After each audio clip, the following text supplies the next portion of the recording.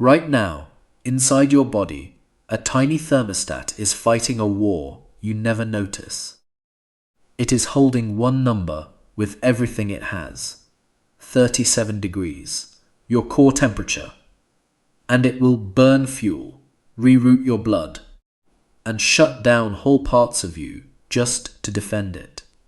But what happens when the cold finally starts to win? Step outside on a freezing night, fall through thin ice, get caught on a mountain after dark, and a countdown begins inside you. First, your body fights back, hard and clever. Then it makes choices that look almost insane. People who freeze to death often tear off their own clothes. Some crawl into tiny spaces to hide. And strangely, the same cold that kills you can also keep you alive long after your heart has stopped. This is what actually happens, step by step, inside your body as it freezes. And the first move surprises almost everyone. Deep in your brain sits a control center the size of an almond called the hypothalamus. Think of it as the thermostat on a wall, except it never sleeps and never stops checking. Its job is to keep your core, your heart, lungs, and brain at about 37 degrees. That number is not a preference. It is the exact temperature your body's chemistry needs to run. Your enzymes, the tiny machines that power every cell, only work well in a narrow heat window. Drop a few degrees, and those machines slow down, stumble, and start making mistakes. So your body watches the temperature obsessively. Tiny sensors in your skin feel the cold first, like scouts on the border, and they fire warnings up to the brain. More sensors sit deep inside, near your spinal cord, and your big blood vessels, guarding the core itself. When the cold air hits, your skin sensors scream long before your core has dropped even a single degree. This is why you shiver before you actually feel truly cold inside. Your body is not reacting to real danger yet. It is reacting to a prediction. The hypothalamus does the math and decides the core is about to be threatened, so it acts early. It is the most cautious manager you will ever meet, and the moment it sounds the alarm, it does something that feels almost like betrayal. It starts sacrificing parts of you to save the rest. Your fingers, your toes, your ears, your nose. To understand why, you have to see what your blood is really for. Your blood is not just for delivering oxygen. It is also a heating system, a river of warmth. Every drop of blood carries heat from your busy core out to your skin, your hands, your face. Normally that is fine. But in the cold, that warm river becomes a problem. Every time blood reaches your cold skin, it dumps precious heat into the air and comes back chilled. So your brain makes a brutal decision. It slams shut the tiny blood vessels near your skin, a process called vasoconstriction. Picture thousands of little valves clamping tight all at once. Blood is pulled back from your surface and rerouted deep inside, circling tightly around your heart, lungs, and brain. Your body is drawing up the drawbridge and pulling everyone into the castle. This is why your fingers and lips turn pale, then a little blue, and go numb in the cold. They are not broken. They are being abandoned on purpose.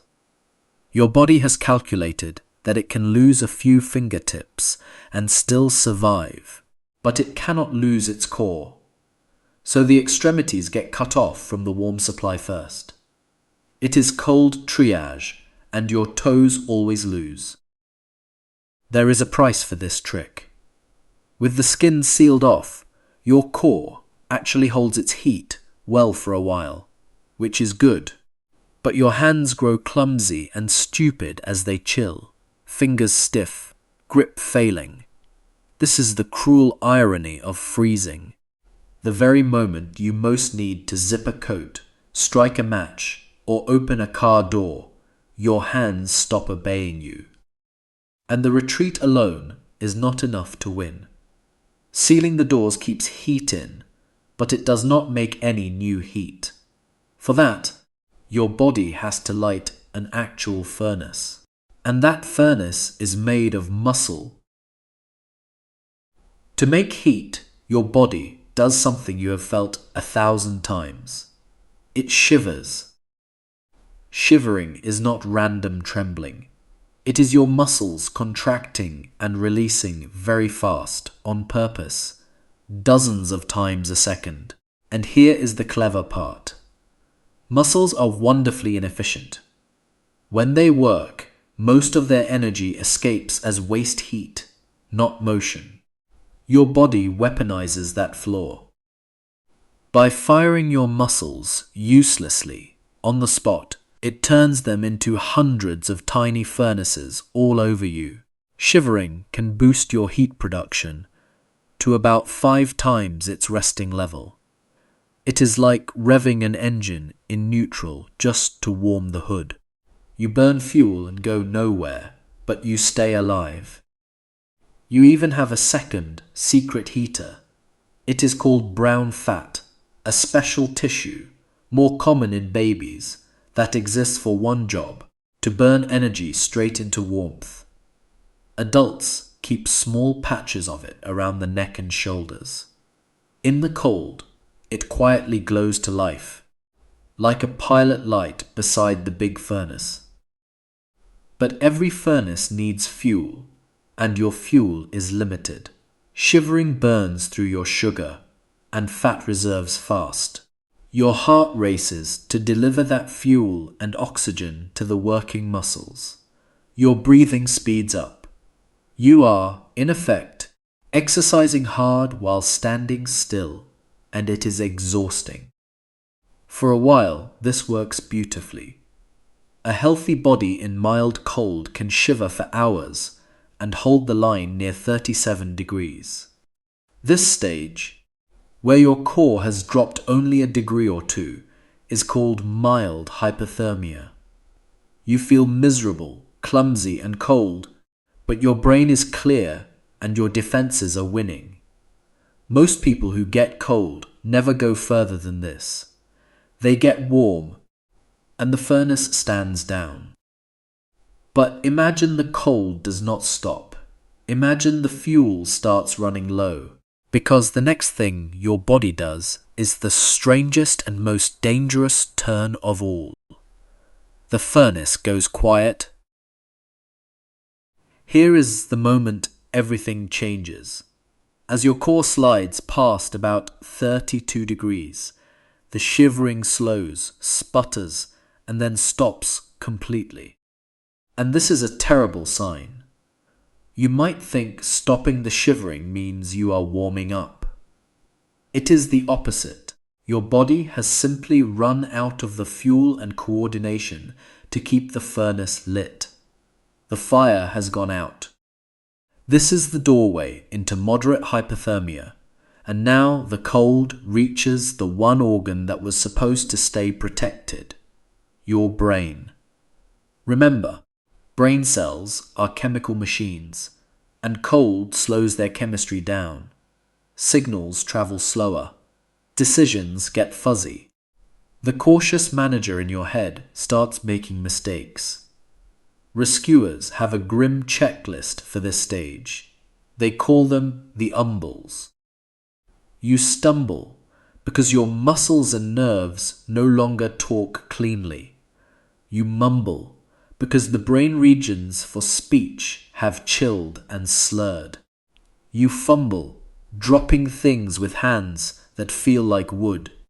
And you grumble and grow confused, unable to follow a simple plan like walk to that cabin. The cruelest part is that you usually cannot tell this is happening. The very organ you would use to judge your danger is the organ being dimmed. To a freezing person, the slurred speech and foggy thoughts feel almost normal. They may insist they are fine while swaying on their feet.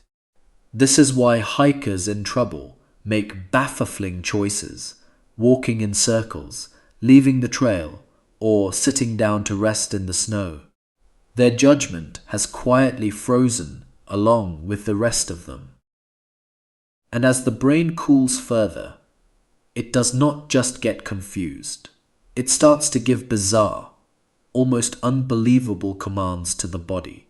Commands that, from the outside, look completely insane. The first of these has stunned investigators for over a century. Freezing people, in their final minutes, often start to undress. It is called paradoxical undressing, and it shows up in roughly a quarter to half of deaths from the cold. Victims are found in the snow, with their coats, hats, and even shirts torn off and flung aside, as if they suddenly felt hot in the middle of a frozen field. For a long time, investigators found bodies like this and suspected a crime. The truth was stranger. Here is what scientists believe happens. For a long time, your blood vessels have been clamped tight, holding warm blood deep in the core. But that clamping is run by muscles in the vessel walls, and those muscles are exhausted and freezing too. Eventually, they fail. The valves that were sealed shut suddenly spring open all at once. A wave of warm core blood rushes outward to the cold skin, and to your dimmed, confused brain, that sudden flood of warmth on the skin feels like a heat wave. The freezing person genuinely feels burning hot, so they do the only logical thing for someone who feels they are overheating. They tear off their clothes to cool down. It is a deadly trick played by a dying body on a fading mind. Stripped bare, they lose their remaining heat even faster. Then comes something even eerier. In the final stage, some freezing people show what is called terminal burrowing, or the hide and die response. They crawl into small, enclosed spaces, under a bed, behind a wardrobe, into a hollow beneath tree roots. Bodies are sometimes found tucked into places so tight it is hard to imagine how they got there. Scientists think this may be an ancient brainstem reflex, buried deep in our wiring, the same instinct that sends a freezing animal burrowing into a den to die. The thinking part of the brain is gone. What is left is something far older and stranger. By now, the body is deep in trouble, the core dangerously low, and the last battle is happening in the one place that truly cannot quit, the heart. Your heart is a muscle that runs on tiny pulses of electricity, a steady rhythm that never rests. But like every other machine in your body, that electrical system depends on the right temperature. As the heart muscle chills, those electrical signals begin to misfire and tangle. The rhythm grows ragged. This is the gravest danger of severe hypothermia, below about 28 degrees. First, everything slows. Your heart rate, which was racing during shivering, now drops lower and lower. Your breathing becomes shallow and rare, just a few faint breaths a minute. Your blood pressure sinks. To anyone watching, you look like you are gently falling into a deep, calm sleep. In a sense, you are. The cold has dialed your whole body down toward an idle. But under that calm, the chilled heart is fragile. A jolt, even something as small as being moved roughly can tip its tangled rhythm into chaos, a useless quiver called ventricular fibrillation. The heart stops pumping and just trembles like an engine flooding out. This is why rescuers handle a severe hypothermia victim with extreme care, lifting them slowly and flat. A rough grab can stop a heart that was still, barely holding on. And so the picture seems complete. The furnace is out, the brain is dim, the heart is failing. By every normal rule, this should be the end of the story, the moment life slips away for good. Except the cold has one more secret, and it flips everything you just learned upside down. The same freezing temperature that has spent this whole video trying to kill you is, at this exact moment, quietly doing something astonishing. It is protecting the very brain it just shut down. And it can keep a person savable long after their heart has gone still. Here is the paradox at the heart of freezing. Cold slows your chemistry, and slow chemistry is exactly what saves you. Your brain is in such constant danger normally because it is greedy for oxygen. Stop its blood for a few minutes at normal temperature, and cells starve and die fast. But chill that brain down, and its hunger drops dramatically. A cold brain burns oxygen so slowly that it can survive with almost none for a shockingly long time. This is why doctors in emergency rooms have a saying about the deeply frozen. You are not dead until you are warm and dead. A person pulled from icy water with no pulse, no breath, and fixed eyes, who would be declared dead in any warm room, can sometimes be slowly rewarmed back to full life, brain intact, even after a long time with a stopped heart. The cold pressed pause instead of stop. There are real cases of people, especially children, who fell through ice, surviving with no heartbeat for well over half an hour, then walking out of the hospital. But rewarming is its own danger, and the body has one last trap. All that cold blood has been pooling in your stiff arms and legs. Warm a victim too fast, or let them move too much, and a surge of that cold, acidic blood floods back into the core, dropping the heart's temperature even further. It is called after-drop, and it can stop a heart during the rescue itself. This is why warming a frozen person is done slowly, carefully, from the inside out. So this is the strange truth of freezing to death. Your body fights with everything it has, rerouting blood, lighting furnaces. Then it loses its mind in the cold and tears off its own clothes. And finally it powers down towards stillness. Yet even then, in that frozen silence, a door can stay open. The cold is both the killer and, sometimes, the thing that holds the door. So what happens when you freeze to death? Your body wages a brilliant, doomed campaign, sealing its borders, burning its muscles, and protecting its core, until the cold finally reaches the brain and turns its own survival instincts against it.